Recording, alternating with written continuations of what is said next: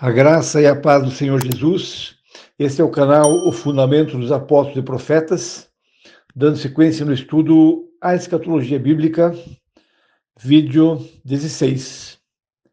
Estudo de hoje, Apocalipse, nona parte, a sétima trombeta. Texto principal em Apocalipse 11, versículo 15. O sétimo anjo tocou a sua trombeta, e houve fortes vozes nos céus que diziam: o reino do mundo se tornou de nosso Senhor e do seu Cristo.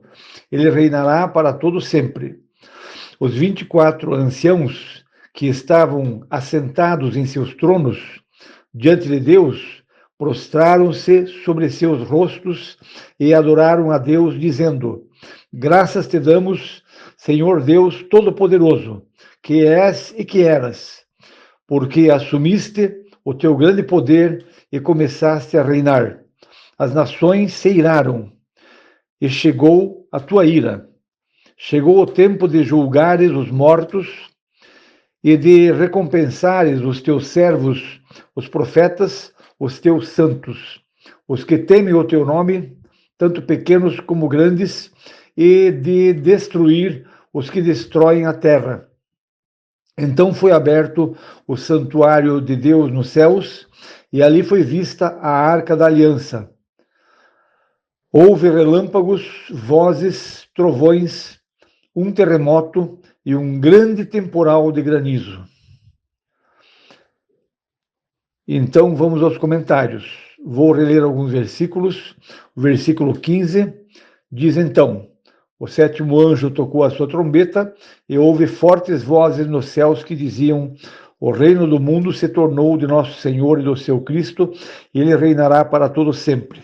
Então esse aqui reitera uma palavra dita no capítulo 10, que o anjo falou, no versículo 7, mas nos dias em que o sétimo anjo estiver para tocar a sua trombeta, vai cumprir-se o mistério de Deus da forma como ele o anunciou aos seus servos, os profetas. Então aqui, o que é a sétima trombeta, o sétimo anjo, que está dito aqui, ao tocar a sua trombeta, o que acontecerá? O grande mistério de Deus, um ponto-chave aqui, um ponto central, pela importância que o próprio Senhor deu a essa trombeta, e é o que aconteceria no seu desenrolar. Então diz aqui, que nesse momento da sétima trombeta, o reino do mundo se tornará do nosso Senhor e do seu Cristo, e ele reinará para todo sempre. Acho que podemos ler um versículo em Daniel 7, 27, eu acho que eu já li numa live anterior, Daniel 7, 27. Vamos ver o que diz aqui. Então a soberania, o poder e a grandeza dos reinos que há debaixo de todo o céu serão entregues nas mãos dos santos, o povo do Altíssimo. O reino dele será um reino eterno, e todos os governantes o adorarão e lhe obedecerão. Então está dizendo aqui que Jesus vai ter um reino eterno sobre o mundo, sobre a terra, e todos os governantes o adorarão e lhe obedecerão. Ou seja, haverá reinos, haverá população, e haverá um reinado de Jesus e dos seus santos, diz aqui. Aqui, quando se refere aos seus santos, é aquela visão que João tem em Apocalipse 19, quando Jesus vem montado no cavalo branco e os seus exércitos, também montados em cavalos, o seguiam para vir para destronar a besta, para vencer a besta, vencer os seus exércitos pelo sopro da sua boca. Jesus vencerá e Jesus tomará o poder neste mundo. É isso que Daniel é farto de mensagens ali. Tem uma farta gama de mensagens em Daniel que confirmam isto, a profecia confirma isto, que Jesus se torna o rei O Senhor, ele é o Rei dos Reis e o Senhor dos Senhores. É nessa, vamos dizer, é nesse nome que ele vem, é nesse título que ele vem em Apocalipse 19 para reinar. Porque ele é o Senhor do Senhor, o Rei dos Reis e o Senhor dos Senhores. E aqui então está dizendo, o reino do mundo se tornou de nosso Senhor e do seu Cristo. Por que não falar nisso? Temos que falar em toda palavra para entender a palavra. Se omitirmos, se não pregarmos, se não falarmos sobre tudo, nós teremos uma doutrina falha, como muito se vê hoje em dia. Então aqui estamos falando do reino do mundo, que Jesus vem para reinar, mas a sua igreja estará com ele. Versículo 16. Os 24 anciãos que estavam assentados em seus tronos diante de Deus, prostraram-se sobre os seus rostos e adoraram a Deus, dizendo: Graças te damos, Senhor Deus Todo-Poderoso, que és e que eras, porque assumiste o teu grande poder e começaste a reinar. Na outra tradução fala, passaste a reinar. Então aqui está dizendo que Jesus assume o seu grande poder e passa a reinar. Então aqui em Lucas, eu vou fazer uma referência aqui, em Lucas, capítulo 4, versículo 6, que diz o seguinte, na tentação de Jesus, que ele estava sendo tentado pelo diabo, o diabo disse para Jesus, versículo 6, eu te darei toda a autoridade sobre eles. E está falando dos reinos do mundo. Eu te darei toda a autoridade sobre eles e todo o seu esplendor, porque me foram dados e posso dá-los a quem eu quiser. Então, se me adorares, tudo será teu. Então, o diabo está dizendo, e pode ver que Jesus não contestou ele nisso, está dizendo que o diabo recebeu toda a autoridade sobre eles, sobre os reinos do mundo.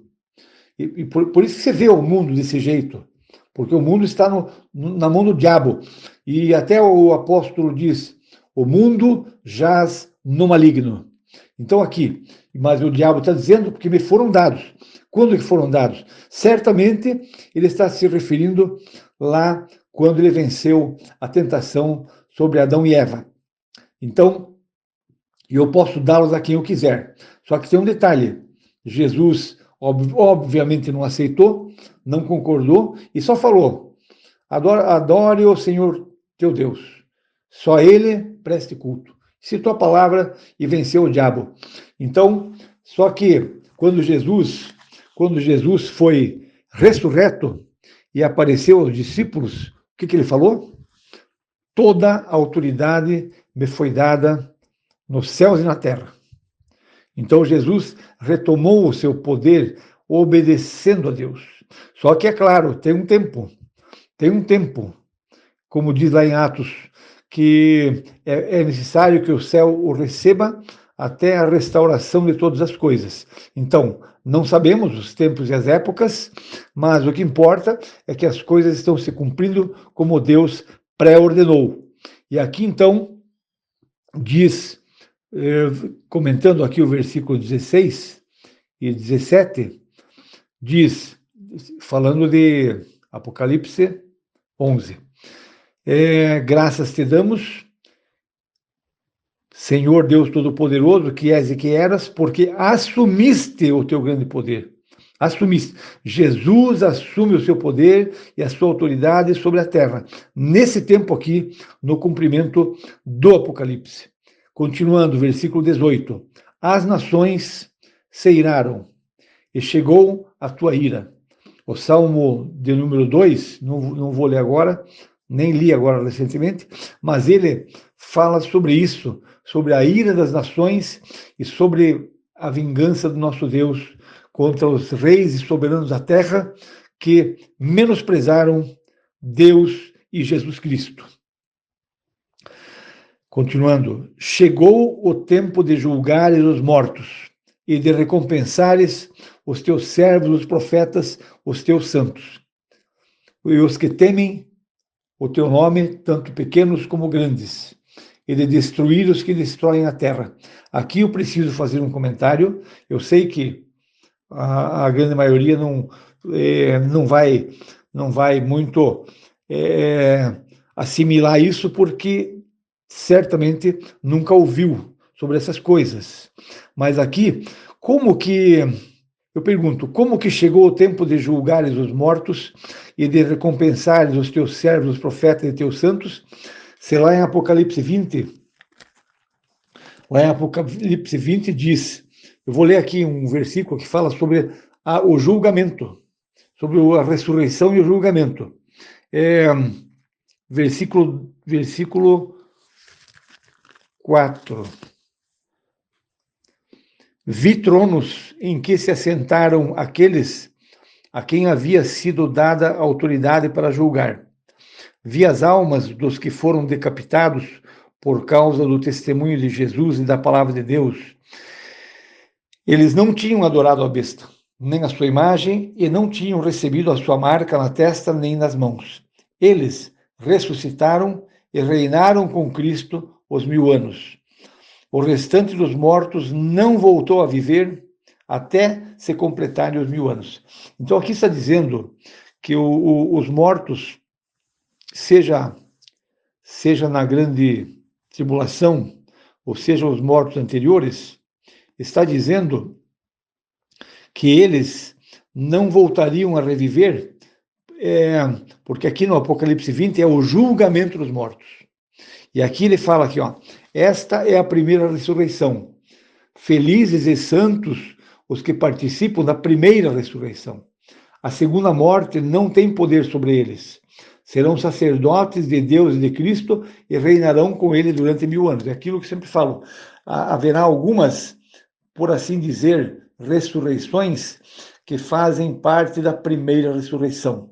E são muitos que vão reinar com Cristo. Inclusive, os 144.000 que serão mortos pelo anticristo, e também aqueles que morreram por não adorarem a besta e nem aceitarem a marca da besta.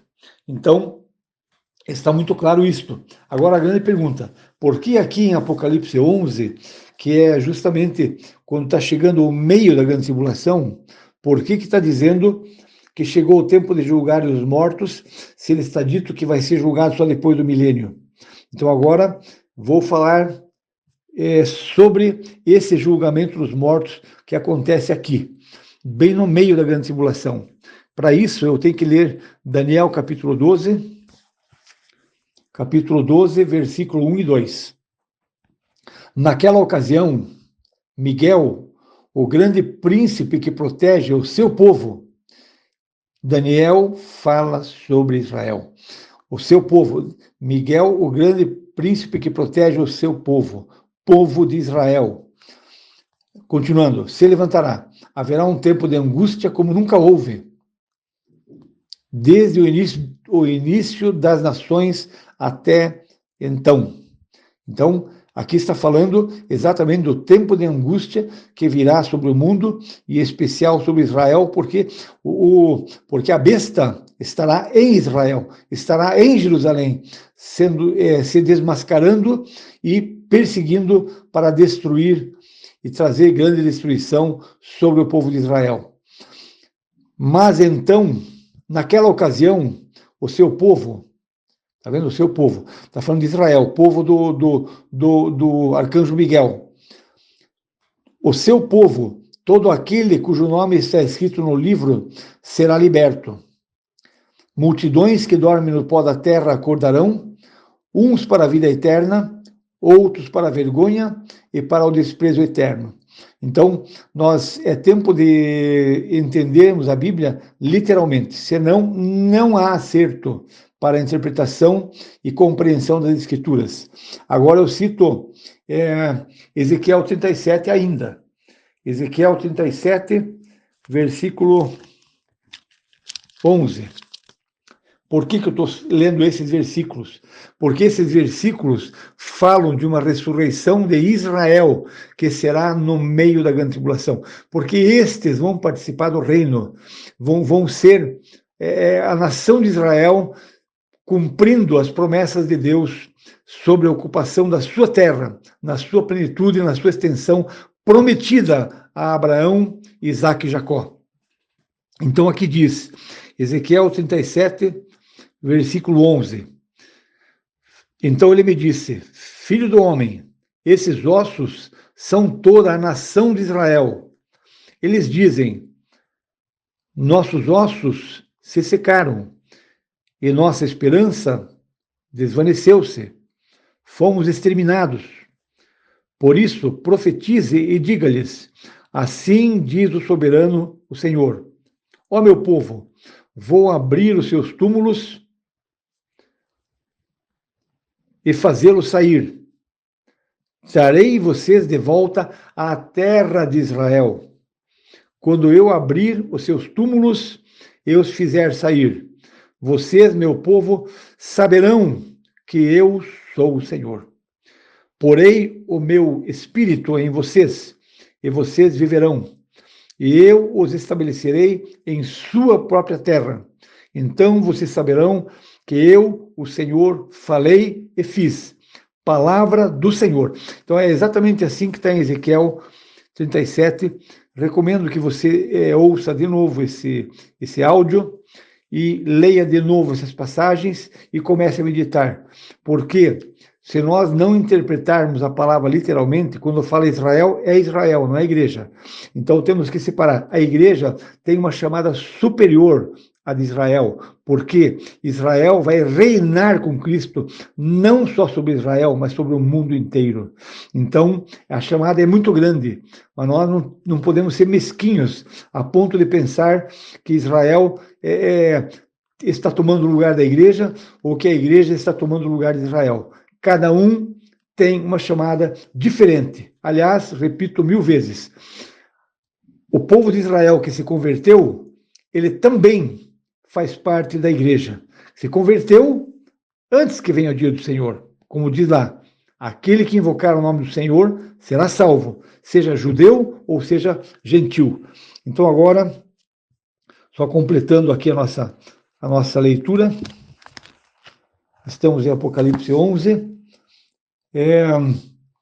já lemos aqui, porque comentando ainda sobre a ressurreição, quando nós fizermos os próximos vídeos, nós vamos falar bastante vezes, porque o Apocalipse fala bastante vezes sobre grupos que ressurgiram, que ressuscitaram. Um é o primeiro grupo que ressuscita é aquele que diz, vamos ler aqui rapidamente, vamos ler rapidamente em 1 Tessalonicenses 4, 15 a 17. Dizemos a vocês pela palavra do Senhor, que nós, os que estivermos vivos, os que ficarmos até a vinda do Senhor, certamente não precederemos os que dormem. Pois dada a ordem com a voz do arcanjo e o ressoar da trombeta de Deus, o próprio Senhor descerá dos céus e os mortos em Cristo ressuscitarão primeiro. Depois nós, os que estivermos vivos, seremos arrebatados com eles nas nuvens, para o encontro com o Senhor nos ares. E assim estaremos para sempre com o Senhor. Então aqui, primeiro aspecto, a igreja, ela ressuscita, a igreja que morreu em Cristo, ela ressuscita, sobe e imediatamente os que estiverem vivos, que talvez nós estejamos ali, subiremos com eles nos ares para o encontro do Senhor. Mas isso não é Apocalipse 11, não é no meio da grande tribulação, é no começo da grande tribulação. Tanto é que em Apocalipse 7 está mostrando a igreja no céu. Mas preciso ler mais um versículo ainda, porque a igreja, porque diz aqui, chegou o tempo como é que diz que a gente leu? Chegou o tempo de julgares os mortos e de recompensar os teus servos, os profetas, os teus santos. Isso aqui é a ressurreição que fala em Apocalipse 12 e que fala em Ezequiel 37. Porque o que Jesus disse lá em João 5, 24, ele fala assim: eu lhes asseguro, quem ouve a minha palavra e crê naquele que me enviou, tem a vida eterna e não será condenado, mas já passou da morte para a vida. Então Jesus está dizendo que a igreja, seja judeu, seja gentil, que se converteu, que creu em Jesus, que faz parte da igreja, ele não entra em condenação, ele não entra em julgamento. Não entra em julgamento. Ele é a igreja arrebatada e vai estar para sempre com o Senhor nos ares. O tribunal de Cristo é outra coisa. Mas agora que ressurreição é essa que acontece em Apocalipse 11? Porque ali em Apocalipse 11 diz o quê? Diz: chegou o tempo de julgares os mortos. Então há dois julgamentos, sim. Há um julgamento de Israel no meio da grande tribulação, uma ressurreição e julgamento, e há um julgamento dos demais que vai ser lá em Apocalipse 20 após o milênio. Então precisamos prestar atenção nisso e, se possível, crer no que a palavra de Deus diz. Até o próximo vídeo. Deus vos abençoe.